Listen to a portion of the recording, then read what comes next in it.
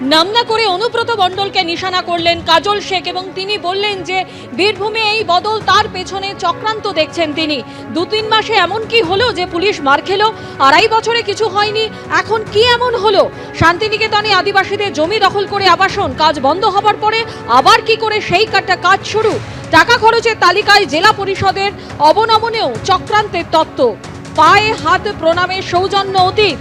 ফের বীরভূমের সংঘাতে কেষ্ট কাজল, এই প্রশ্ন কিন্তু ইতিমধ্যেই উঠতে শুরু করেছে।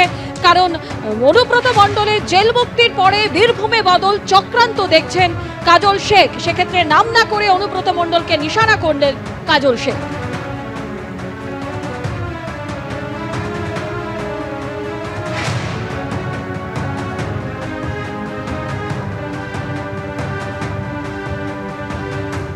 আমরা কোনো দিক দিয়ে কোনো অংশে পিছিয়ে নাই। এটা নিয়ে যারা বিভ্রান্তিকর ঘটনা ছড়াচ্ছে, হয়তো তাদের মধ্যে কোনো ধরনের কোনো দুষ্ট চক্র কাজ করছে, সেই চক্র কাজ করতে পারছে না বলে বীরভূম জেলাকে বদনাম করার চেষ্টা করা হচ্ছে। হলেও হতে পারে, এই বিষয়ে দ্বিমতের কোনো অবকাশ নেই। আঙুর ফল টক, কারণ হয়তো খেতে পাচ্ছে না, না পাওয়ার জন্য বলতে পারে, অনেক কারণ থাকতে পারে। সরকারি ভেস্টেড ল্যান্ডের ওপর ওল্ড এজ হোম নির্মাণ করা হয়েছে, সেটা আমার পিরিয়ডে নয়, আগের পিরিয়ডে। সেখানে বর্তমানে 5 স্টার হোটেল চলছে। আদিবাসীদের প্রপার্টির ওপর সবুজপত্র নির্মাণ হচ্ছে। সবুজপত্র আদিবাসীরা আমার কাছে অভিযোগ জানায়, আমি ডিএমকে ফরওয়ার্ড করি এবং সেটা বন্ধ হয়ে যায়। তারপর জানি না কি কারণে সেই নির্মাণ আবার শুরু হয়ে গেল।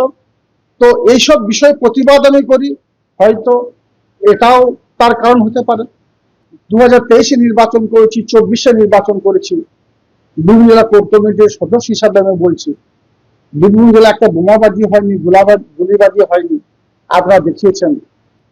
কিন্তু কি জানি কি অজানা কারণে মাত্র কয়েক মাস হলো বীরভূম জেলায় আবার সেই একই বিষয় চালু হচ্ছে। কোথাও বোমা উদ্ধার হচ্ছে, কোথাও গুলিবাজি হচ্ছে, কোথাও পুলিশকে মারা হচ্ছে। এটা কেন হচ্ছে, কি জন্য হচ্ছে আমার জানা নেই, না হয় বাঞ্ছনীয় বলে আমি মনে করি।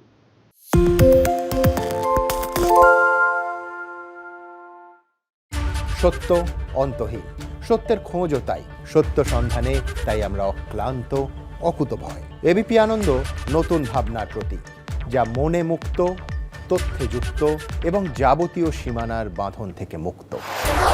সীমা না শব্দটির মধ্যে লুকিয়ে আছে মানা শব্দটি, যেন চোখ রাঙানি এক অদৃশ্য বেড়াজাল, যা আটকে রাখে আমাদের এক ছোট্ট গণ্ডির মধ্যে। একমাত্র সঠিক খবরই গড়ে তুলবে এক মুক্ত সমাজ। সেই জগৎ গড়ার লক্ষ্যে কোনো সীমানার ঠুকুটি আমরা মানব না। এবিপি আনন্দ এগিয়ে থাকে, এগিয়ে রাখে।